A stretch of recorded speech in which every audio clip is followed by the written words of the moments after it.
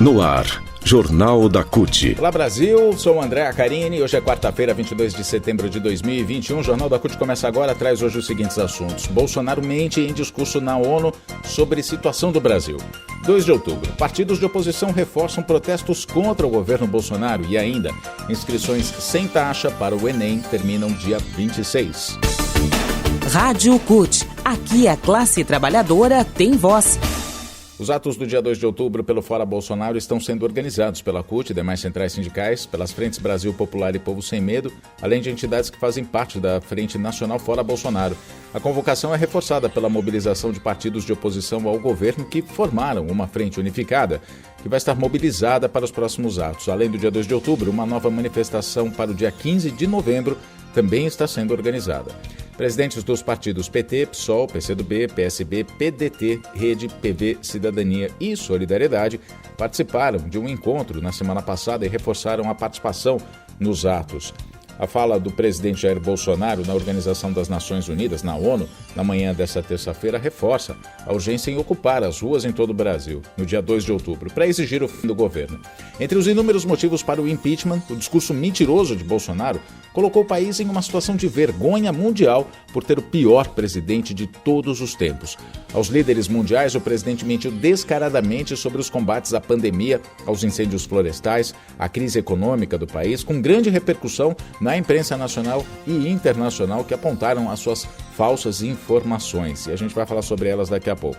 Em entrevista ao portal da CUT, a deputada federal Gleice Hoffmann, do PT do Paraná, presidenta do PT, inclusive, afirmou que é importante que todas as forças democráticas estejam alinhadas para que Bolsonaro saiba que tem gente que vai defender a democracia. Qual é o papel dos nossos movimentos populares nessa luta, Gleice? Fundamentais. Aliás, eu quero parabenizar aqui a CUT, parabenizar todas as entidades que fazem parte da CUT, a Contrato também, por estar juntos nessa caminhada, mobilizando as categorias aí que estão relacionadas para apoiar essa luta, a luta popular.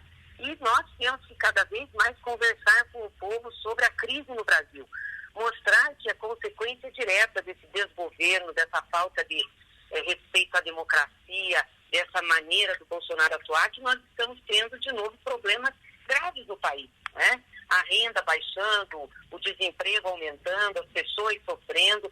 Quer dizer, ele não dá conta, ele não consegue governar. Então, quanto mais nós pudermos falar, esclarecer a população, as entidades fazerem isso, mais nós vamos ter força para enfrentar esse homem. E, com certeza, o Congresso Nacional também vai ter uma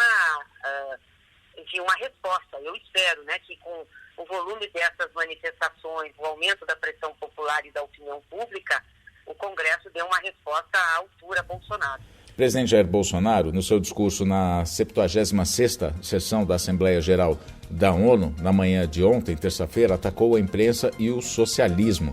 Foram cerca de 13 minutos de mentiras e informações distorcidas sobre temas como o combate à corrupção, o desmatamento da Amazônia e sobre a fiscalização do meio ambiente. Bolsonaro disse que o Brasil estaria há 2 anos e meio sem corrupção e que os recursos para fiscalização nos órgãos ambientais foram dobrados e que os resultados já começaram a aparecer. Ele também aproveitou o tempo para insistir em práticas erradas no combate à pandemia do novo coronavírus, com críticas ao lockdown e o apoio ao tratamento precoce.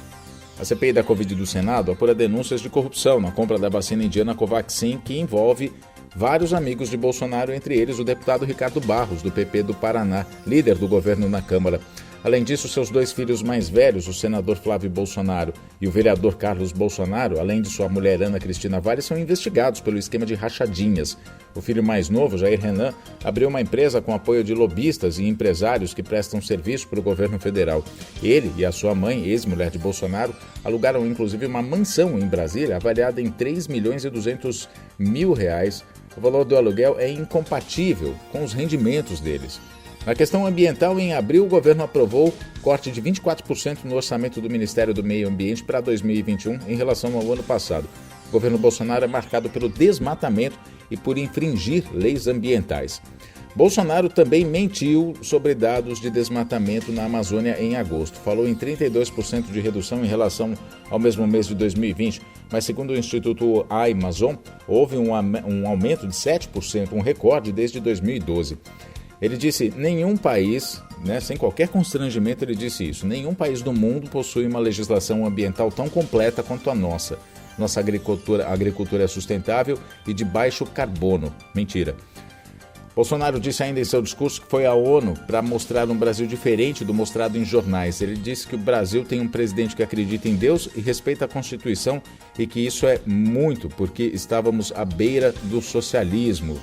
Os atos de 7 de setembro provam o contrário, né? Estatais davam prejuízos de bilhões de dólares, ele disse, e hoje são lucrativas. Nossos bancos eram usados para financiar obras em países comunistas sem garantias. Ele também disse isso no discurso da ONU. Tratamento precoce, ele sobre a pandemia disse que sempre defendeu combater o vírus e o desemprego com a mesma responsabilidade. Ele disse ainda que as medidas de lockdown deixaram um legado de inflação e as pessoas foram obrigadas a ficar em casa por prefeitos e governadores.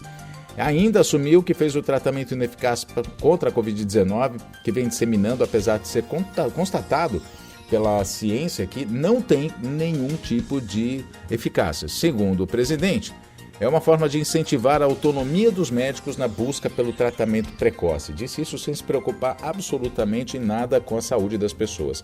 E, inclusive, ele disse, fiz tratamento inicial contra a Covid. Nosso governo é contra a vacinação obrigatória. O discurso de Bolsonaro foi amplamente criticado e combatido, por órgãos da imprensa, especialistas, enfim, como foi considerado como um discurso mentiroso e, como a gente disse no começo aqui, colocou o Brasil em uma situação de vergonha mundial. Notícias. O governo Bolsonaro foi forçado a voltar atrás em uma decisão de restringir o acesso à gratuidade na inscrição do Enem para que estudantes não justificassem o não comparecimento às provas no ano anterior.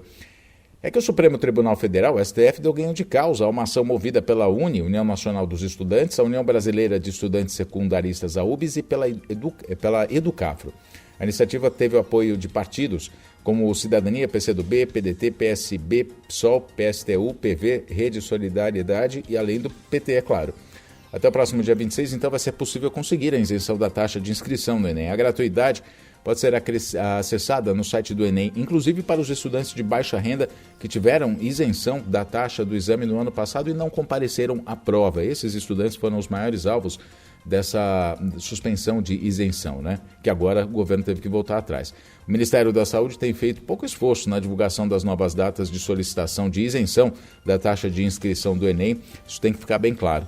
Para conseguir a isenção na taxa de inscrição para o Enem, estudantes precisam estar cursando a última série do ensino médio em escolas da rede pública, ou ter cursado todo o ensino médio em escola da rede pública ou como bolsista integral da rede privada com renda per capita igual ou menor que um salário mínimo e meio.